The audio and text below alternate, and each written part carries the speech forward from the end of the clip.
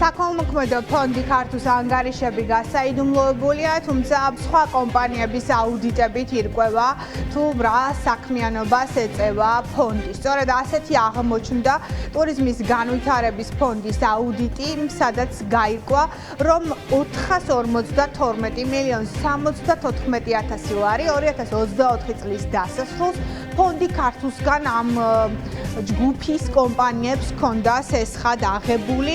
ეს სესხები იყო ეგრეთ წოდებული IAP-ის სესხები, დაბალ პროცენტში გაცემული 4-7%-იანი სესხები, რომელსაც ბანკიდან ნამდვილად ვერ აიღებდნენ ივანიშვილის კომპანიები. შესაბამისად გამოჩნდა, რომ საქველმოქმედო ფონდი გასცემს ისევ მისი შვილობილი კომპანიების, ივანიშვილების ოჯახის კომპანიებზე IAP სესხებს. ეს არის 2024 წლის დეკემბრის მონაცემები, რომელიც არის აუდიტში მოცემული.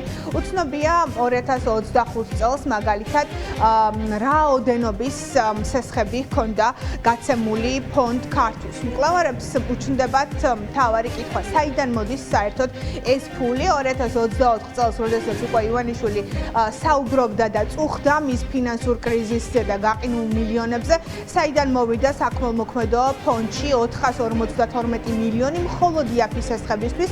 ამის მიღმა რა თანხა დაიხარჯა ქველმოქმედებისთვის და საერთოდ რა ბრუნვა ჰქონდა ფონდ ქართულს. მკვლევარები ეჭვობენ, რომ საქმე შესაძლოა ჰქონდეს ფულის გათეთრებასთანაც კი და სვამენ კითხვას, მათ შორის ხომ არ არის ეს რუსული სანქცირებული ოლიგარქების ფული. კითხვები ბევრია, თუმცა პასუხები ამ დრომდე არ არსებობს. ფული, რომელიც უნდა ხმარდებოდეს თითქოს ქველმოქმედებას 452 მილიონი ლარი, თითქმის 9 მილიარდი ლარი ხმარდება ფონდის საკუთრებაში არსებული სამშენებლო და სასტუმრო ბიზნესების IAP-ის სესხით დაფინანსებას. ივანიშვილი მოსახლეობას ოფირდებოდა, ახლა თავისი ფონდიდან თავის ბიზნესებს აფინანსებს, როგორც ჩანს ამ IAP-ის სესხით. ემთხვევა პერიოდი, როდესაც ივანიშვილი ფინანსურ კრიზისზე საუბრობს და მას მართლაც დაყადაღებული აქვს თითქმის მილიარდი საზღვარგარეთ. ამ პირობებში საიდან მოვიდა ეს 452 მილიონი ლარი? ვისი ფულია? ხომ არ ხდება ფულის გათეთრება? ხომ არ არის რუსის სანქცირებული ბიზნესმენების ფული? საერთოდ რამდენ ფულს განკარგავს ფონდი და რჩება თუ არა ქველმოქმედებისთვის თანხა ამ ფონდს? რატომ არ მოხდა მაგალითად ამ ბიზნესებიდან ქართულ ბანკიდან სესხის აღება?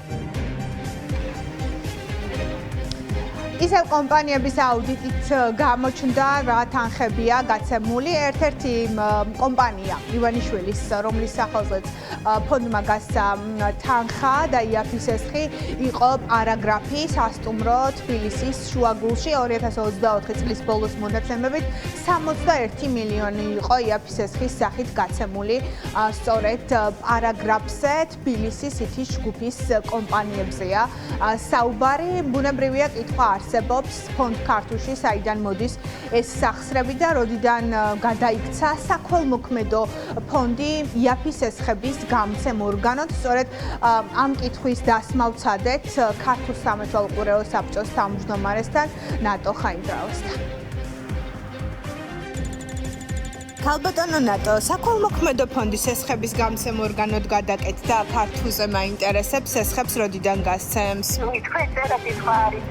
მე წერა კითხვა ვიცი ქალბატონო ნატო, 452 მილიონის სესხები რომ გაუციათ.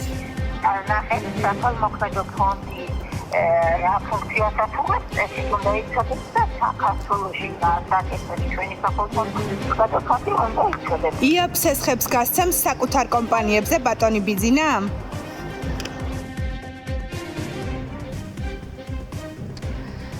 ანგარიშებით გაირკვა, რომ 2024 წლის ბოლოს საქველმოქმედო ფონდის ერთ-ერთი მთავარი საქმიანობა ნამდვილად იყო საკუთარ კომპანიებზე IAP-ის სესხების გაცემა. იმ შემთხვევაში, თუ წლების განმავლობაში დამალული ანგარიშები, ფონდ ქართულს ანგარიშები გასაჯაროვდება, იქნებ ისიც გახდეს ცნობილი რა საქმიანობას ეწევა 2025 წელს ან ამ პერიოდში ქართულ.